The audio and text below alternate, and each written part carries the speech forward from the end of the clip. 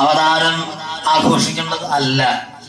അപ്പൊ എന്താണ് അവതാരത്തിന്റെ രഹസ്യം എന്ന് നോക്കൂ. ഇങ്ങനെയാണത് മനസ്സിലാക്കാനുള്ളത്. നോക്കൂ, ഈ കഥയ്ക്ക് പിന്നിലൊരു ഭാഷ്യമുണ്ട്, വ്യാസഭാഷ്യം.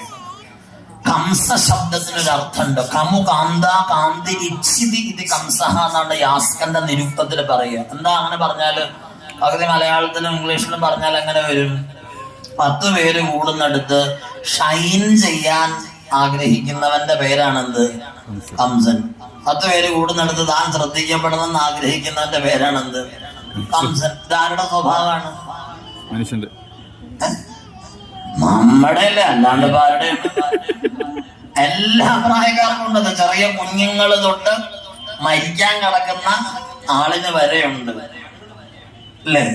ആൾക്കല്ലേ? എല്ലാവർക്കും ഉണ്ട്, അതിന് യാതൊരു സംശയമില്ല. ഇനി നോക്കിക്കേ, കംസൻ ഏറ്റവും ഇഷ്ടപ്പെട്ട പ്രോഗ്രാമുകൾ എന്തൊക്കെയാണ്? മറന്നുപോയി. ഭക്ഷണം കഴിക്കുക, യുദ്ധം നടത്തുക. നമ്മുടെ ജീവിതത്തിൽ നമുക്ക് മടുക്കാത്ത 2 പരിപാടികളേ ഉള്ളൂ. ഒന്ന് ഏതാ? ഞം ഞം. രണ്ടാമത് ഏതാ? എല്ലാ ദിവസവും ഒരു വഴക്കെങ്കിലും ഇട്ടില്ലെങ്കിൽ എന്തോ ഒരു വിഷമം പോലെ. അപ്പൊ കംസൻ ആരാന്ന് മനസ്സിലായില്ലേ? ഇനി കൂടുതൽ പറയണോ? കംസനെ കാണണമെന്ന് ആഗ്രഹം ഉണ്ടോ? ഉണ്ടെങ്കിൽ വീട്ടിൽ ചെന്ന് കണ്ണാടി നോക്കിയാൽ മതി. എഴുതി വെക്കണം, കംസൻ സമം രജോഗുണയുക്തമായ ശരീരം. എഴുതി വെക്കണം. നമ്മുടെ ശരീരത്തിന്റെ പേരാണെന്ത്? കംസൻ. രാക്ഷസീയ സ്വഭാവമാണ് നമുക്ക്, അല്ലേ? എന്തുകൊണ്ടത്? ഈ ഇരിക്കുന്ന ഇരിപ്പൊക്കെ കണ്ടാൽ നമുക്ക് പരസ്പരം തൊഴാനൊക്കെ തോന്നും, അല്ലേ? എത്ര നല്ല മനുഷ്യന്മാരാണ്. പക്ഷെ ഒറിജിനൽ ആണോ? ആ വളവം കൊണ്ട് കഴിയണം നമ്മൾ ആരാന്നറിയാം. അതാണ് കംസന്റെയും നമ്മുടെയും പ്രത്യേകത. രാക്ഷസീയതയാണ് ഉള്ളിലുള്ളത്. വളരെ അത്ഭുതപ്പെട്ടു പോയിട്ടുണ്ട്. ആരോടും മിണ്ടാതൊക്കെ അങ്ങനെ ഇരിക്കുന്ന ആളുകളുടെ തനി സ്വഭാവം അറിയുമ്പോഴാണ് നമ്മൾ ഞെട്ടിപ്പോവുക. ഇവർക്ക് ഇങ്ങനെയൊക്കെ ചെയ്യാൻ പറ്റുമോ? ഇങ്ങനെയൊക്കെ കാണിക്കാൻ പറ്റുമോ? അപ്പൊ അതാണ് രാക്ഷസീയത നമ്മുടെ ഉള്ളിലുണ്ട്. ഇനി നോക്കൂ, ആ ശരീരമാകുന്ന കംസനൊരു കൂടപ്പറപ്പുണ്ട്. അതാരാ? വേഗം പറയൂ. കംസന്റെ കൂടപ്പറപ്പല്ല ഇപ്പം പറഞ്ഞത്? ദേവകി ദേവി. ദേവകി ശബ്ദത്തിന് എന്താ അർത്ഥം? എന്നാണ്. ആരും പ്രകാശിപ്പിക്കാതെ സ്വയമേവ പ്രകാശിതയാകുന്നവളാണ് ദേവകി ദേവി. ഇവിടെ സ്ഥലമില്ല എന്ന് വെച്ചിട്ട് അങ്ങോട്ട് പോകണ്ട. ഇവിടെ സ്ഥലമുണ്ട്. ഇതാണ്ട് അവര് അങ്ങോട്ട് പോവാ നോക്കിയിട്ട്. ഇതിനകത്ത് സ്ഥലമുണ്ട്, ഇവിടെ ഇരിക്കാലോ. അതാണ് ഞാൻ നേരത്തെ പറഞ്ഞത്. ഇപ്പൊ സാരല്ല, പോട്ടെ. അപ്പൊ ദീപ്തവും ആരും പ്രകാശിപ്പിക്കാതെ സ്വയമേവ പ്രകാശിതയാകുന്നവളാണ് ആര്? ദേവകി. അതാരാ? അത് നമ്മുടെ മനസ്തത്വമാണ്. മനസ്സിനെ ആരെങ്കിലും രാവിലെ ചുറ്റിടണോ? അത് സ്വയമേവ പ്രകാശിക്കുന്ന ചലന തത്വമാണ്. അപ്പൊ ദേവകി മനസ്തത്വമാണ്. ഇനി ആരാണ് അടുത്ത കഥാപാത്രം? ദേവകിയെ ആർക്ക് കൊടുക്കാൻ തീരുമാനിച്ചു? വസുദേവർക്ക്. വസുദേവ ശബ്ദത്തിന് ഭാഗവതത്തിന് രക്ഷയാഗത്തിന് തന്നെ അർത്ഥം പറയുന്നുണ്ട്. സത്വം വിശുദ്ധം വസുദേവ സംഹിതം. സാത്വികമായ വികാരത്തിന്റെ പേരാണ് വസുദേവത്വം. സാത്വിക ധർമ്മം. ഇവിടെ ശ്രദ്ധിക്കൂ എന്താ പറഞ്ഞതെന്ന്. അപ്പൊ വസുദേവൻ ദേവകി ഇവരെ വിവാഹം ചെയ്യിക്കുക എന്ന് പറഞ്ഞ എന്താ അർത്ഥം? കംസൻ മുൻകൈ എടുത്തിട്ടാണ് ഈ കല്യാണം നടക്കുന്നത്, ആണല്ലോ. ഇവിടെ നടക്കുന്നത് ഒരു സാത്വിക ധർമ്മല്ലേ? അല്ലേ? ആണ്. ഇതിന് വന്ന് പങ്കെടുക്കണമെന്നുണ്ടെങ്കിൽ മനസ്സാഗ്രഹിച്ചാൽ മാത്രം മതിയോ? ആരും കൂടെ മുൻകൈ എടുക്കണം. ശരീരം. ഈ ശരീരം അത്ര നല്ല ആളാണോ? നല്ല. പക്ഷെ ചിലപ്പോഴൊക്കെ ഇതുപോലെ നന്നാവും, ഈ ഇരിക്കുന്ന ഇരിപ്പ് പോലെ. അതാണ് കംസൻ ഇടക്കിടയ്ക്ക് ദേവകിയോടൊരു സ്നേഹം ഉണ്ടെന്ന് പറയുന്നത്. ആ സ്നേഹത്തിന്റെ പുറത്താണ് ഇപ്പൊ നമ്മൾ ഇവിടെ വന്നിരിക്കുന്നത്. എന്നാൽ നമ്മൾ അത്ര നല്ലവരല്ലാന്ന് നമുക്ക് അറിയുകയും ചെയ്യാം. അപ്പൊ ഇവിടെ വന്നിട്ട് ഈ ദേവകി എന്ന പേരായിട്ടുള്ള സാത്വികമായിട്ടുള്ള മനസ്തത്വത്തെ ശരീരം മുൻകൈ എടുത്ത് കൊണ്ടിരുത്തി എന്തിനാണ്? ഇവിടെ നടക്കുന്ന സാത്വിക ധർമ്മമായിട്ട് ചേരാനാണ്. മനസ്സിലാവുന്നുണ്ടോ?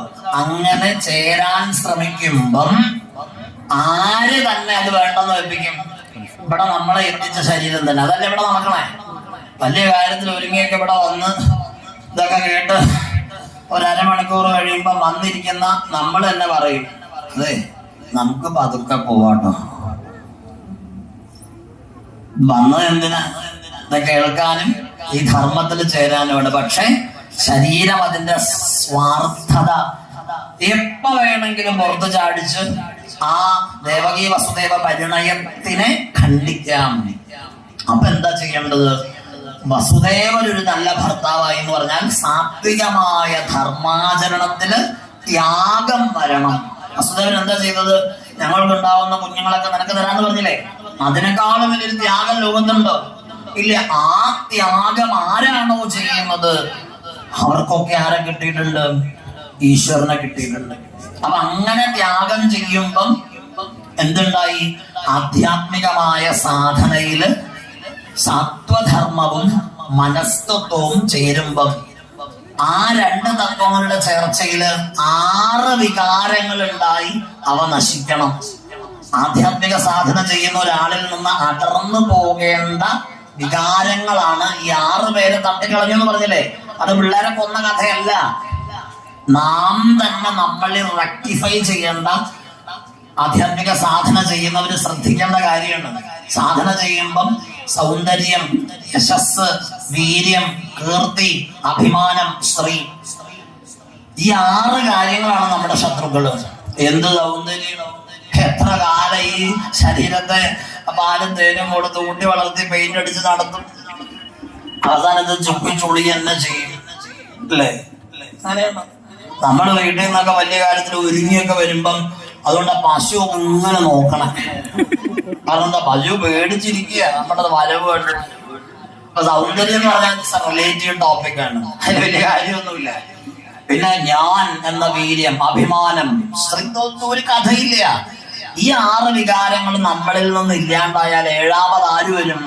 മഹാമായ വരും.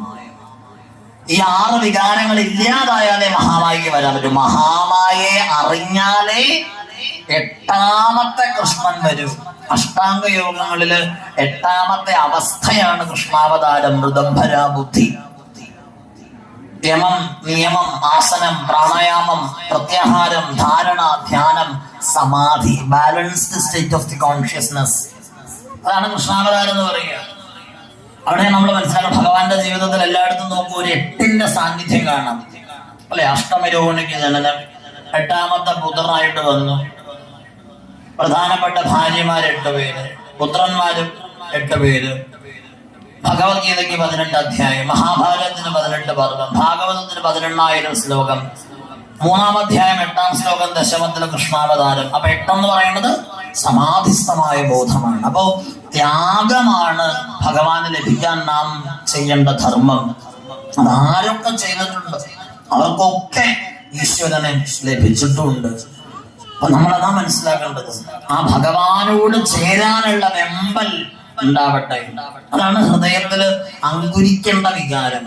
ആ ഗുരുവായൂരപ്പനോട് ചേരാനുള്ള ആ അസാധാരണമായൊരു മോഹം നമ്മുടെ ഉള്ളിൽ ഉണ്ടാവണം. നമുക്ക് ഗുരുവായൂരപ്പൻ എന്ന് പറഞ്ഞാൽ നീയാണ് സർവസ്വം എന്ന് പറയാൻ പറ്റണം.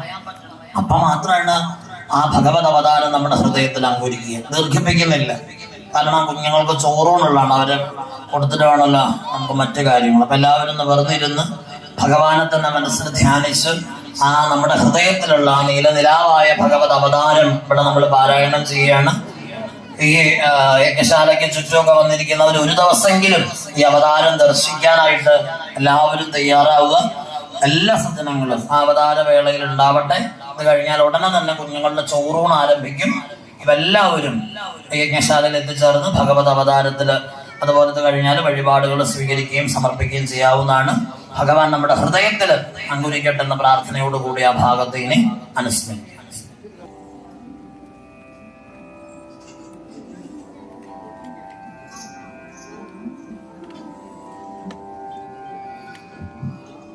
ഓം നമോ ഭഗവതേ വാസുദേവായ. ഓം ശ്രീകൃഷ്ണായ പരബ്രഹ്മണേ നമഃ. ചിങ്ങമാസത്തിൽ അസിതാഷ്ടമി വിരിഞ്ച താരങ്ങൾ തങ്ങളിൽ ചേർന്നു നിന്നെഴും നിശാകാലേ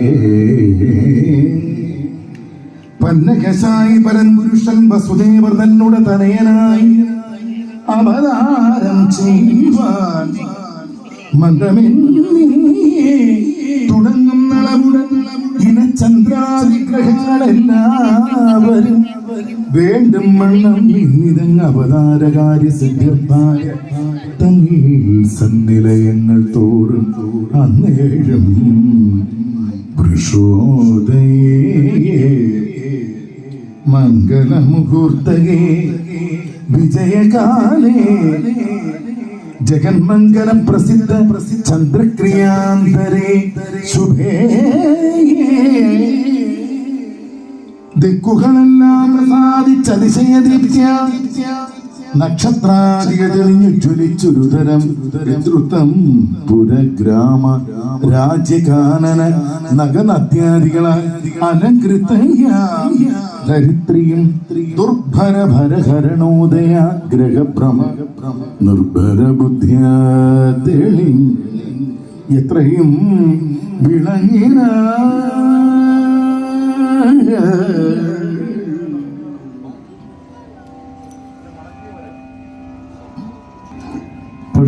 പുഷ്കരാലയങ്ങളും ദർശനം തെളിഞ്ഞു ഉള്ള പുഷ്കരങ്ങളും എല്ലാം നോക്കവേ വികസിച്ചു വൃക്ഷങ്ങൾ തളിർന്നു പോത്തു കായികനികള അക്ഷീണാഭയ തെളിഞ്ഞെത്രയും പ്രകാശിച്ചു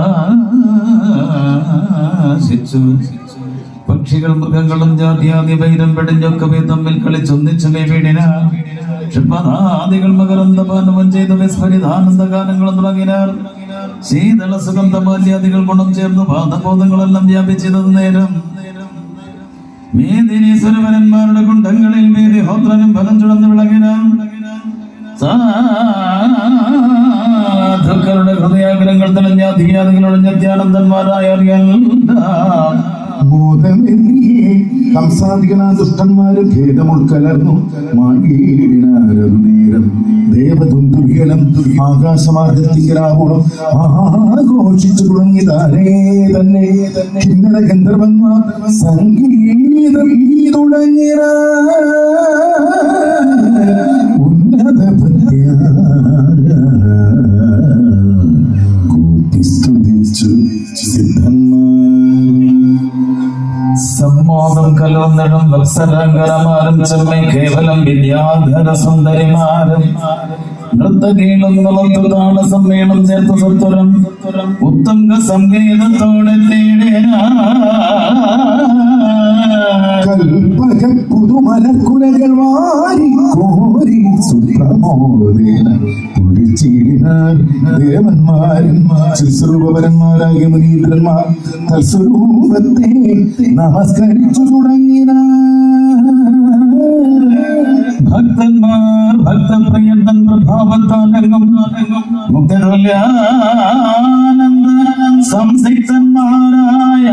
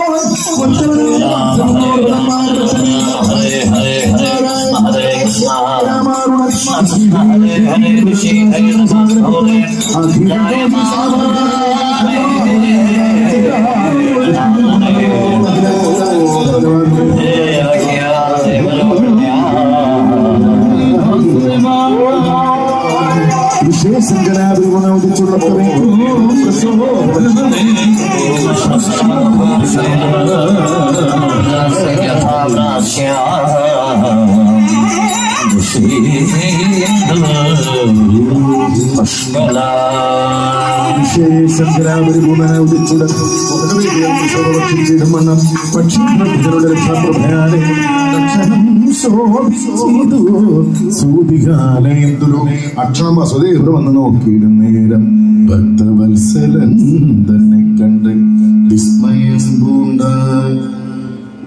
കുഞ്ഞുങ്ങളെ ഇരുത്തിക്കോളൂ.